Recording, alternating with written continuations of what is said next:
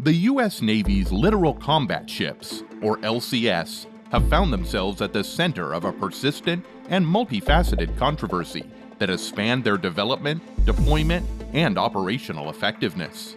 These versatile vessels, initially intended to revolutionize naval warfare, have faced criticism, skepticism, and strategic reassessments, reshaping their future within the Navy's fleet. The LCS program emerged in the early 2000s as a response to the changing nature of maritime threats, emphasizing the importance of operating in shallow coastal waters, or the littorals.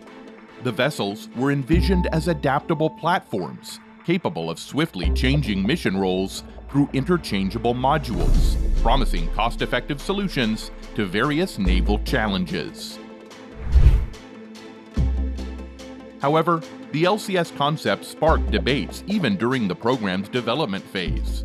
Critics argued that the ship's modular design might compromise their overall capabilities and robustness. Despite this, the program pressed forward, eventually constructing and deploying multiple LCS variants. One of the most significant controversies surrounding the LCS program has been the operational issues and maintenance challenges these ships have faced in their service. Reports of technical malfunctions, system failures, and unexpected breakdowns have raised concerns about the vessel's reliability, readiness, and overall mission effectiveness.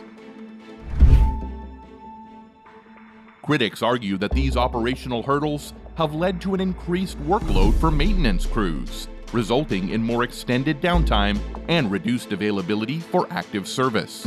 This, in turn, has prompted questions about the ship's ability to fulfill their intended roles in coastal operations, and whether they can effectively contribute to the Navy's broader strategic objectives.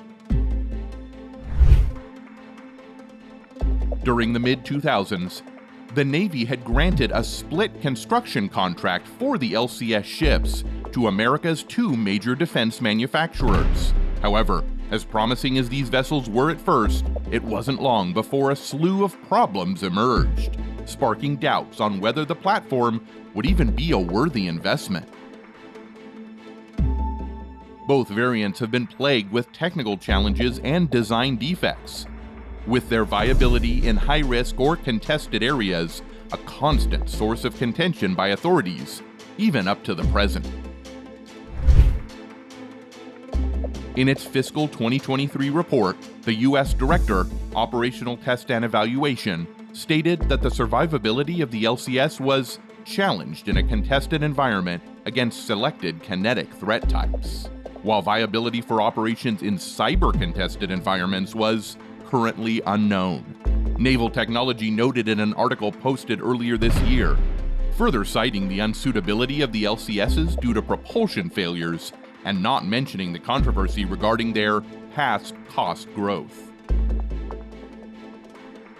Accordingly, the Navy is said to have estimated that operating and supporting the anticipated 35 LCS warships will cost more than $60 billion, of which the Independence-class ships cost around $360 million each.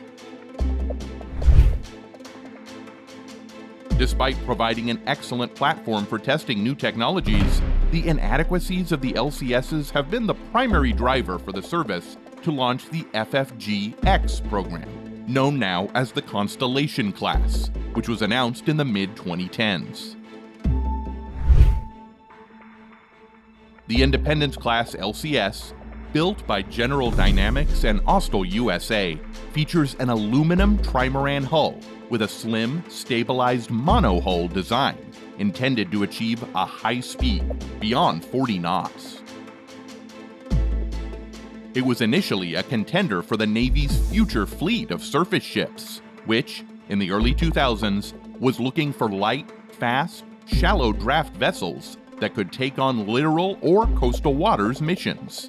A stable ship operates in a near-shore environment and is capable of supporting forward presence, maritime security, sea control, and deterrence against 21st century threats.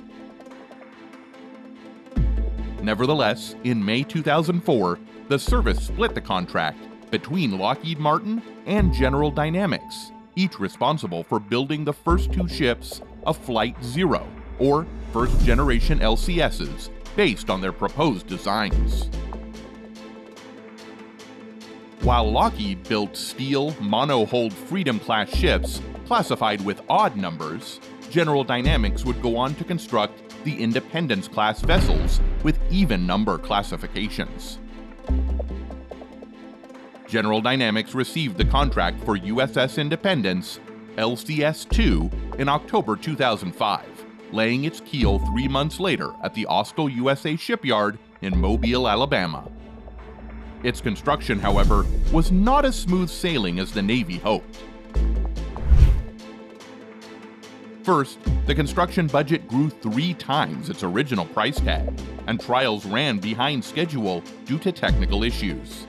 Secondly, the Navy's Board of Inspection and Survey, or INSURV, conducted the first inspection, which found hundreds of deficiencies. After much time consumed in rectifying the ship's flaws, Independence was finally handed over in mid-December 2009 and entered service shortly after.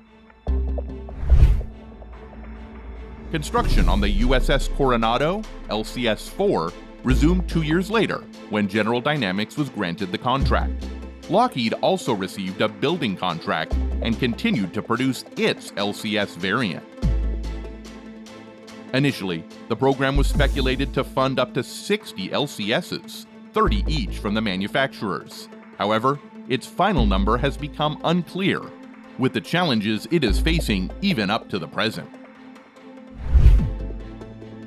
Even so, General Dynamics and Austell USA have successfully produced 14 Independence-class LCSs, with 12 presently in service and 2 already decommissioned after 11 and 8 years of deployment.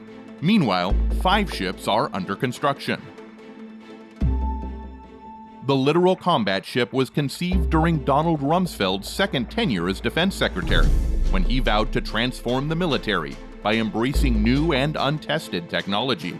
These ships were supposed to be light, fast, and able to serve as surface combatants, minesweepers, and submarine hunters. However, the idea of having each ship capable of conducting 3 missions proved impossible. To complicate matters, the Navy selected 2 hull designs for Littoral Combat Ships, the Freedom and Independence variants. While the Independence variant has proven more versatile, 13 ships have developed cracks in their hulls. Even though the Pentagon has determined that LCS is not expected to be survivable in a hostile combat environment, the commander of Naval Surface Forces wants to keep 6 Independence variants in the Western Pacific to show the U.S. Navy's presence in the region, USNI News first reported.